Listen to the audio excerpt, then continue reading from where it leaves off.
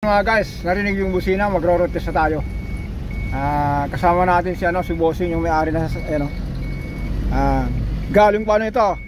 Sorry mga guys, babanggit ko, sabi ko ba Tayabas yung pala Mauban. Sorry. Ang pagkasabi ko sa vlog ko, Mauban yung pala.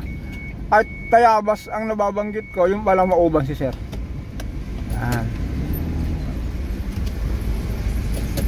Meron yakit sir, meron tayo diyan, merong shell po diyan.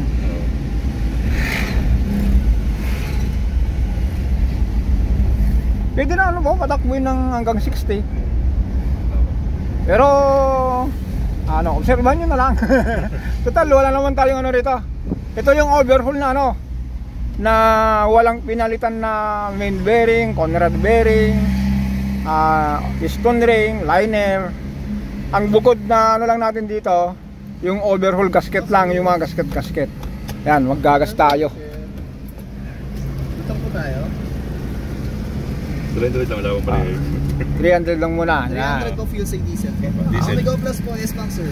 Meron lang ako Go Plus. yung discount. Yan. Mamaya, ikot tayo Ikot tayo mga guys.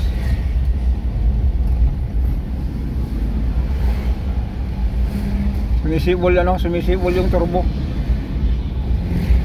Yun lang sir ang obserba mo dito, yung sabi kong minsan kasi parang bumubuga ng kulay puti. Oo. Kaya lang kung ganun siya ang gumawa nito. Anong sabihin mo kung Basta po lang yung makina po okay. medyo to mga guys, malayo-layo babiyahin nito. Mauban Quezon, kulang-kulang po yun. Kulang-kulang 200.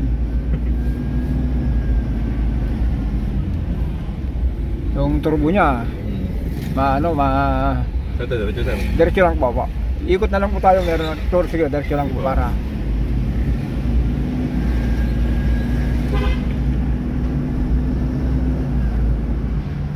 Ayan. Maalisan sir. Mag-comment na lang siya kung makarating na doon. Kaya ayan, nakapag-road test na kami, kaya walang ibang gawin kundi iuwi na lang kasi sa kanya itong sasakyan. Okay sir, thank you po thank you. Okay.